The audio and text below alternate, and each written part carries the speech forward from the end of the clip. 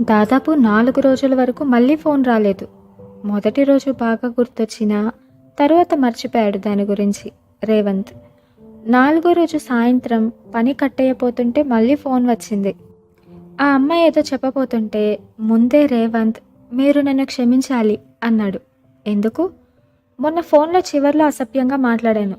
ఆ అమ్మాయి కొద్దిసేపు మౌనంగా ఉంది. నెమ్మదిగా అన్నది, "అందులో ఆశ్చర్యం లేదని నా ఉద్దేశం. ప్రతి మనిషిలోనూ ఆ పెరానాయిడ్ సైకాలజీ కొద్దిగా ఉంటుంది. ముఖ్యంగా కళాకారుల్లో అది ఎక్కువ ఉంటుంది. అవతల వాళ్ళని శోధించే గుణం. ఉదాహరణకి, నేను మీకు ఫోన్ చేశాను. ఎందుకు చేశాను? అందరిలాగే పేపర్లో వార్త చదివి ఊరుకోవచ్చుగా. నేను మీ మీద చూపిస్తున్న ఈ అభిమానం వెనుక ఉద్దేశం ఏమై ఉంటుంది అన్న ఈ అనుమానాలన్నీ మీకు కలుగుతాయి. అన్ని కోణాలను చివరకు చిలిపితనం వైపు వెళ్ళాలన్న కోణం కూడా ఒకటి. ఆ అనుమానం కూడా తీర్చుకున్నారు. ఇదంతా నేను స్త్రీని అవటం వల్ల వచ్చిన చిక్కు." రేవంత్ కంగారుపడి, "నా ఉద్దేశం అది కాదు" అన్నాడు. "మీరు కాకపోతే మీ పక్కనే కూర్చొని మీకు పేరందించిన మీ స్నేహితుడిది" అంది. రేవంత్కి షాక్ తగిలినట్లు, "నా పక్కన రోజు నా స్నేహితుడున్నాడని మీకెలా తెలిసింది?" అని అడిగాడు. టెలిఫోన్లోనే ఫోనీ అన్న శబ్దం నిక్షిప్తమై ఉంది. మీ ఎడమ చేతి దగ్గరున్న బల్ల మీద అమాయకంగా కనపడే ఆ ఫోన్ రిసీవర్ కింది భాగంలో ఉండే మౌత్ పీస్ ట్రాన్స్మిటర్ దగ్గర శబ్ద తరంగాల్ని ఎలక్ట్రికల్ ఎనర్జీ వేవ్స్గా ట్రాన్స్మిట్ చేయగల శక్తి నా దగ్గరున్న ఫోన్ రిసీవర్ పైభాగంలో బలంగా బిగించబడి ఉన్న డయాఫ్రమ్కి గాలి తరంగాల్ని సౌండ్ వైబ్రేషన్స్గా మార్చగలిగే శక్తి ఉన్నాయి.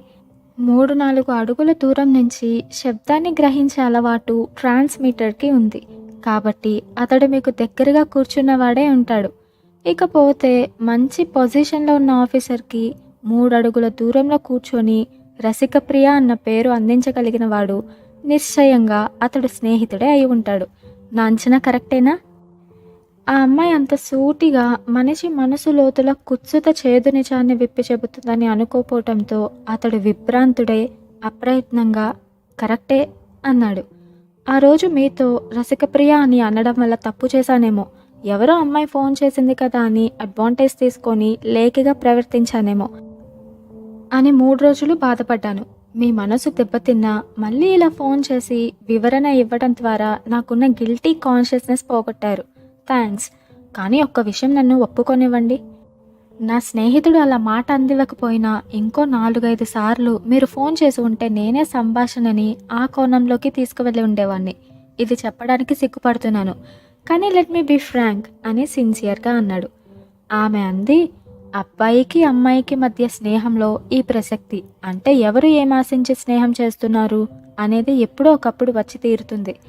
మరి 18 ఏళ్ల అడాలసెంట్ కుర్రవాళ్ళ స్నేహం ఉద్వేగం, ఉత్సాహం, ఆతృత, ఆవేశం, సెంటిమెంట్లతో నిండి ఉంటుంది. కాబట్టి వాళ్ళ సంగతి వదిలేయండి. మన మధ్య ఈ టాపిక్ ఇంత తొందరగా వచ్చేయడం నాకు సంతోషంగా ఉంది. లేకపోతే మాటిమాటికి ఫోన్ చేస్తున్న ఈ అమ్మాయి ఎలాంటిదో ఓ విసిరి విసిరి చూద్దామన్న లేఖితనం మీ మాటల్లో ఎప్పుడో ఒకప్పుడు కనపడి ఉండేది. అది మీ మనసులో లేకపోయి ఉండవచ్చు. అది వేరే సంగతి. మీలో ఆ లేఖితనం కనపడేసరికి, అరే, నేను స్నేహం కోసం ఎన్నుకున్నతడు ఇలాంటివాడా అన్న దురాభిప్రాయం నాలో కలిగి ఉండేది. చూసారా ఎంత పెద్ద కమ్యూనికేషన్ గ్యాప్ని మనం కొద్దిలో తప్పించుకున్నామో? ఆమె వాదానికి అతడు ముగ్ధుడై, "నాకు మిమ్మల్ని చూడాలని ఉంది" అని చప్పున అన్నాడు. ఆ కంఠంలో సిన్సియారిటీని ఆమె గుర్తించి, "తప్పకుండా కలుసుకుందాం" అంది. "కానీ కొంతకాలం పోనివ్వండి. ఒకరినొకరు నిజమైన స్నేహితుల్లా అర్థం చేసుకున్నాక అప్పుడు కలుసుకుందాం. కానీ ఒకటి మాత్రం నిజం. ఏదో చౌకబారు ఇంగ్లీషు కథలలోలా ఓ వారం రోజులు ఫోన్ చేసి చివర్లో మీ దగ్గరకొచ్చి, 'ఇన్నాళ్ళు నీ కళ్ళ ముందు తిరుగుతూ ఫోన్ చేసినా నువ్వు పట్టుకోలేకపోయావు చూసావా' అనను. సరేనా?" అతడేదో అనపోతుంటే డోర్ చప్పుడైంది.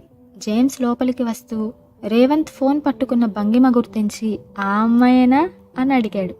రేవంత్ తలూపటంతో దాదాపు లాక్కొన్నట్లు అతడు చేతిలో నుంచి ఫోన్ తీసుకొని, "హలో, బావున్నావా?" అని అడిగాడు. అతడు ఏకవచనంతో సంబోధించడం వినగానే రేవంత్ ఉలిక్కిపడి రిసీవర్ తిరిగి లాక్కోపోయాడు. కానీ అతడు ఇవ్వలేదు. "నాకు తెలుసు ఈ అమ్మాయి మళ్ళీ ఫోన్ చేస్తుందని" అన్నట్టు నవ్వాడు. "బావున్నాను. మీరు?" అట్నుంచి వినపడింది. ఆ కంఠంలో రిటార్ట్ లేదు. "ఎందుకు ఈ టెలిఫోన్ భాగవతం? వచ్చి కలుసుకోవచ్చుగా" కొద్దిగా కవ్వింపుగా అన్నాడు. "మీరు కలుసుకోదగినంత గొప్పవాళ్ళో కాదో తెలియాలిగా." జేమ్స్ దెబ్బతిని, అయితే ఎందుకు ఇలా ఫోన్ చేసి టైం వేస్ట్ చేసుకోవడం అన్నాడు. స్నేహం చేద్దామని అంది. చూడమ్మాయి, నేను 10 సంవత్సరాల నుంచి కార్టూన్లు వేస్తున్నాను. పత్రికల్లో ఎన్నోసార్లు నా పేరు పడింది. అమ్మాయిలు ఉత్తరాలు రాసి మీతో పెన్ ఫ్రెండ్షిప్ చేయాలని ఉందండి అంటారు. బై ద వే, నువ్వేం చదువుకున్నావు? 10th fail. నవ్వు దాచిపెట్టిన ధ్వని. నీ హాబీస్? స్టాంప్ కలెక్షన్, సినిమాలు చూడ్డం. నీ ఫేవరెట్ యాక్టర్? చెప్పింది. ఇక నేను చెప్తాను విను. మా రేవంత్ MBA ఫస్ట్ ర్యాంక్. వాడు చదరంగం ఛాంపియన్. స్టాంప్ కలెక్షన్లు, ఫేవరెట్ యాక్టర్ల ఫోటోలు దాచిపెట్టుకోవడం లాంటి చిన్నపిల్లల అభిరుచుల్ని వాడు దాటి 15 సంవత్సరాలైంది. వాడేమన్నా తోచక పుస్తకాలు చదివాడంటే అవి ఆసిమోవ్, ఆర్థర్ క్లార్క్ స్థాయికి తక్కువ ఉండవు. అలాంటి వాడితో నువ్వెందుకు స్నేహం చేయడం? ఒక నెల తర్వాత కలుసుకున్నా మీరే ప్లేస్లో మాట్లాడుకుంటారు? ఏ అనుభూతికి ఇద్దరు ఒకేలా వైబ్రేట్ అవుతారు? నిజమేనండి, మరెలా అని అమాయకంగా అడిగింది. అందుకనే వెంటనే నువ్వు మా ఆఫీస్కి వచ్చాయి, కబుర్లు చెప్పుకోవచ్చు. అప్పుడు మాత్రం మా సంభాషణ ఏ ప్లేస్లో జరుగుతుంది? ఆయన మాట్లాడే విషయాలు నాకు తెలియవుగా. కనీసం నువ్వెలా ఉన్నావో తెలుస్తుంది. పచ్చిగా మాట్లాడుతున్నానని ఏమనుకోకు. కళాకారుడికి ఇన్స్పిరేషన్ వచ్చేది అందమైన స్త్రీ ఒక్కటే. కనీసం మీకు ఆ అందం అనే క్వాలిఫికేషన్ అయినా ఉంటే మీ పరిచయం స్నేహంలోకి మారే వీలుంటుంది. రేవంత్ కుర్చీలో నుంచి ఒక్క ఉదుటిన లేచి నిలబడి, జేమ్స్, ఏమిటిది? నీకేమైనా మతిపోయిందా అన్నాడు. జేమ్స్ మాత్రం మామూలుగానే ఉన్నాడు.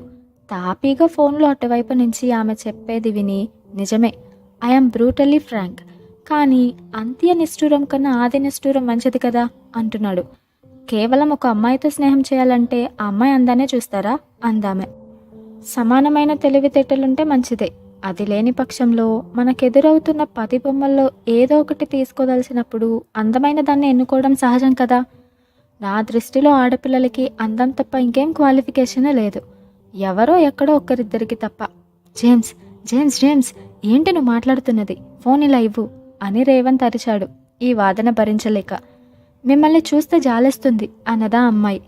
మీకున్న స్నేహితులందరూ కలిసి మీకు అమ్మాయిల మీద, స్నేహం మీద మంచి అభిప్రాయాన్ని పోగొట్టారు.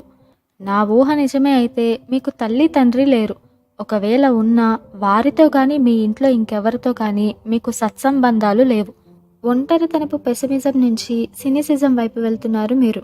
మృదువుగా కానీ స్పష్టంగా ఉన్న ఆ మాటకి జేమ్స్ మొహం తెల్లగా పాలిపోయింది. ఆమె చెప్పిందంతా నిజమే. అతను అచేతనుడు అవడం చూసి రేవంత్ అతడి చేతిలో నుంచి ఫోన్ తీసుకుంటూ, ఏమైంది అని అడిగాడు. ఆ ప్రశ్నకి అతడు సమాధానం చెప్పలేదు. కానీ అట్నుంచి జవాబు వినిపించింది. చిన్న షాక్ ట్రీట్మెంట్ ఇచ్చాను అని. రేవంత్ అన్నాడు, మీరెవరో, మీ పేరేమిటో నాకు తెలీదు, కానీ నా స్నేహితుడి తరపున క్షమాపణను వేడుకుంటున్నాను, క్షమించండి. అతడు అన్న దాంట్లో నాకు తప్పేం కనపడలేదు. మీరు ఇంటర్నేషనల్ చెస్ ప్లేయర్. మీతో స్నేహం చేయాలని చాలామందికి ఆశ ఉండవచ్చు. కానీ నా స్టాండర్డ్ కూడా నేను ఆలోచించుకోవాలిగా. మీరేమో హమింగ్వే నుంచి జపాల్ సాత్రి వరకు చదివిన వాళ్ళు. నేనేమో ఇంట్లో అష్టాచెమ్మ ఆడుకునేదాన్ని. నేనొచ్చి నాతో స్నేహం చేయండి, నాతో స్నేహం చేయండి అంటే మీరు ఇబ్బందులు పడిపోరు? నాకున్న ఒకే ఒక ఆయుధం అందం. స్నేహం సమాన స్థాయిలో ఉండాలి కాబట్టి మీ తెలివితేటల్ని నా అందంతో ఈక్వలైజ్ చేయాలి అని మీ స్నేహితుడు సలహా ఇస్తున్నాడు. రేవంత్ బాధగా, మీరు వేళాకోళం చేస్తున్నారు, మిమ్మల్ని క్షమించమన్నానుగా అన్నాడు. నేను వేళాకోళం చేయడం లేదు రేవంత్ బాబు, మీ స్నేహితుడు మనస్తత్వాన్ని ఎనలైజ్ చేస్తున్నానంతే అంది. తనలో తనే ఏదో ఆలోచిస్తూ అప్పటి వరకు మౌనంగా ఉన్న జేమ్స్ కదిలి, నాకొకసారి ఫోన్ ఇవ్వు అన్నాడు. అతడి కంఠంలో కదలాడిన ఆర్తికి రేవంత్ విస్మయం చెంది ఫోన్ అందించాడు. ఐఎమ్ రియల్లీ సారీ సిస్టర్ అన్నాడు జేమ్స్.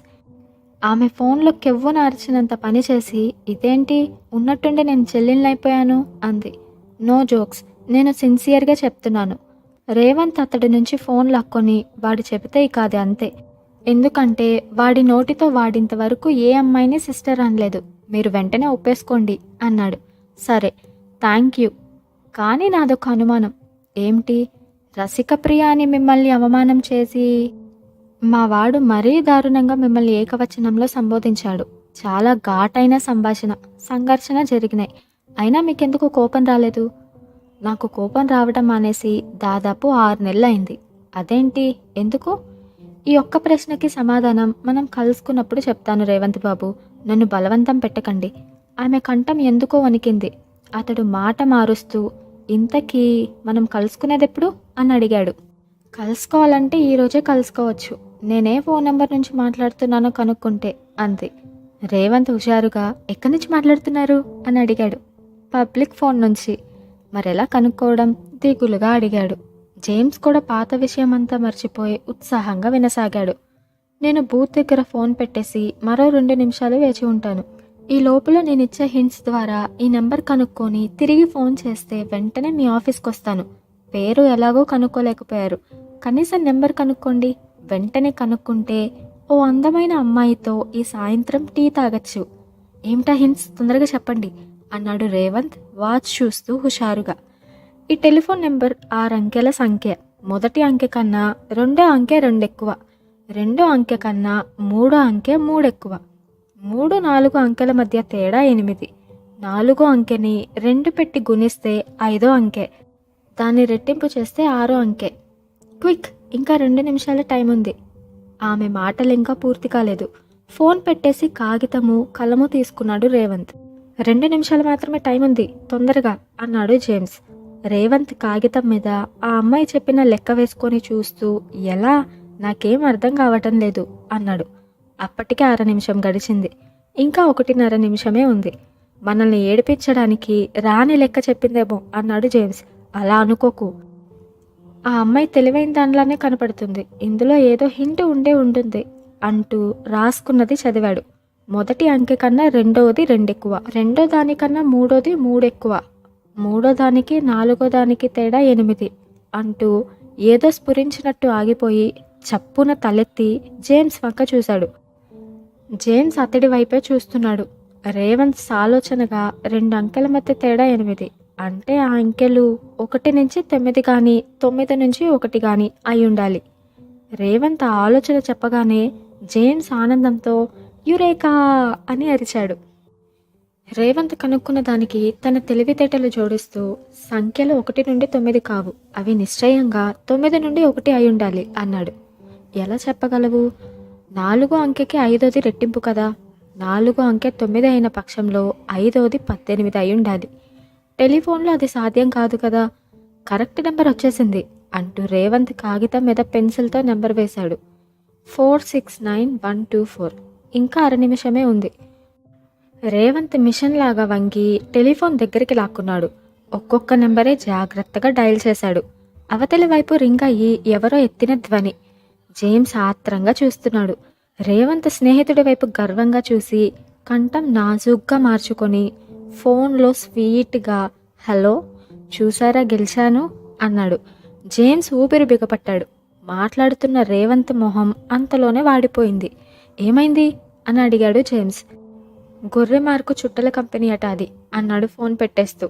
జేమ్స్ తెల్లమొహం వేసి చేతిలో కాగితాల వంక చూసుకున్నాడు. అంతలో ఫోన్ మోగింది. నేను అంద అమ్మాయి. రేవంత్ ఫోన్ ఎత్తగానే, కనుక్కోలేకపోయారా నెంబరు? కనుక్కున్నాం, కానీ ఆ నెంబర్లో మీరు లేరు. ఏమిటా నెంబర్? 469124. తప్పు. మరి 358000. రేవంత్కి ఒక క్షణం అర్థం కాలేదు. ఆమె చెప్పిన అంకె కాగితం మీద వేసుకొని దానివైపే అయోమయంగా చూసి ఏదో అర్థమైనట్టు ఒక్కసారిగా ఇది అన్యాయం అని అరిచాడు. అవతల నుంచి చిన్న నవ్వు. ఏమిటి అన్యాయం? 4వ సంఖ్యకి 5వ సంఖ్య రెట్టింపు అన్నారు. అవును, 0ని 2 పెట్టి హెచ్చవేస్తే 0ఏగా. రేవంత్ పళ్ళు బిగించి, ఇది మమ్మల్ని తప్పుదారి పట్టించడం అన్నాడు కోపంగా. ఆమె మాత్రం తాపీగా, చూడండి మిస్టర్ రేవంత్, మీరు ఇంటర్నేషనల్ చదరంగం ప్లేయర్. చదరంగంలోనే మ్యాథమెటిక్స్ అంతర్లీనంగా కలిసి ఉంటాయని మీకు నేను చెప్పక్కర్లేదు. ఏ పావు ఎన్ని ఎత్తుల్లో ఏ గడి చేరుకుంటుందో మీరు నిరంతరం ఆలోచిస్తూ ఉండాలి. అన్నిటికన్నా క్లిష్టమైంది గుర్రం. అవతలివాడి గుర్రం ఏ కోణంలో నుంచైనా వచ్చి తన పావుని చంపవచ్చు. దానికున్నన్ని పర్మిటేషన్స్ అండ్ కాంబినేషన్స్ ఇంకే పావుకి లేవు. చదరంగంలో అన్ని రకాలుగా ఆలోచించగలిగే మీరు 9 నుండి 1 అని ఆలోచించారు తప్ప 8 నుండి 0 ఆలోచించలేదంటే ఇది విచారకరం అన్నది. రేవంత్కి ఏం మాట్లాడాలో తెలియలేదు. మీరు చెప్పింది కొంతవరకు కరెక్టే. ఇప్పటికి మీకు 2 హింట్స్ ఇచ్చాను. పేరు కనుక్కోలేకపోయారు, నెంబరు కనుక్కోలేకపోయారు అన్నది.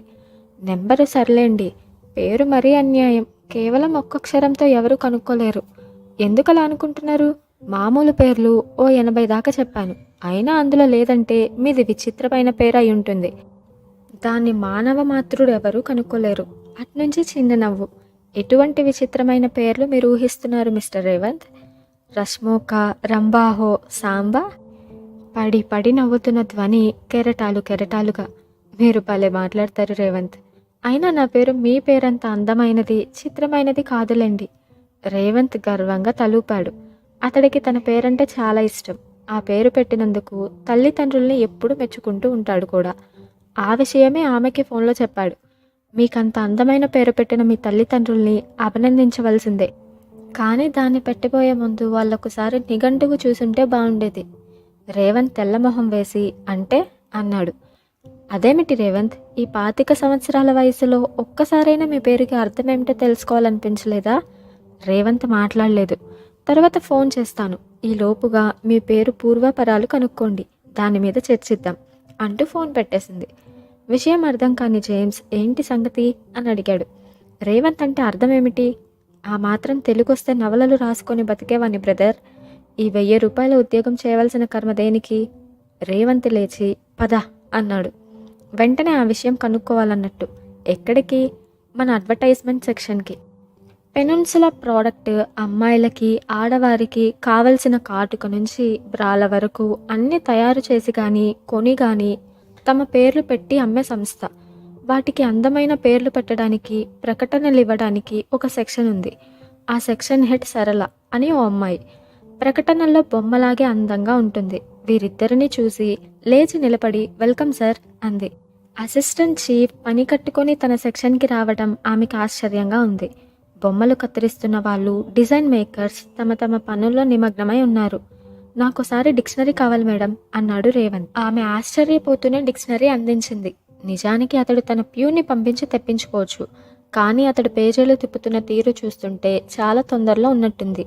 రా, రీ, రు, రే దగ్గర ఆగి చూపుడు వేలుతో ముందుకు సాగాడు. రేఖ, రేచ, రేప, రేయ, రేవ, రేవంత్. అతడి చెయ్యి వణికింది. దాని అర్థం చూసి మొహం తెల్లపడింది. స్నేహితుడు మొహంలో రంగులు మారడం చూసి జేమ్స్ ఏమైంది గురు అంటూ ముందుకు వంగి పుస్తకంలోకి చూశాడు. రేవంత్ తన పదానికి అర్థం కనిపించగానే దాన్ని చదివి చెయ్యి నోటికి అడ్డం పెట్టుకొని నవ్వసాగాడు. ఇద్దరిని చూసి సరళ ముందుకొచ్చి ఏమైంది సార్ అని అడిగింది. జేమ్స్ ఏదో చెప్పబోతుంటే రేవంత్ ఆప్ చేసి అయింది చాలే ఇక పద అంటూ బలవంతంగా బయటికి లాక్కొచ్చాడు. వస్తుంటే జేమ్స్ నవ్వుతూ ఆ అమ్మాయి ఎవరో కానీ లెక్కల్లోనే కాదు తెలుగులో కూడా ప్రావీణురాల్లాగానే ఉంది గురు అన్నాడు. రేవంత్ మాట్లాడలేదు. అతడి మొహం ఉక్రోషంతో ఎర్రగా కందిపోయింది. తన పేరు మార్చుకున్న విషయమై ఆలోచిస్తున్నాడు.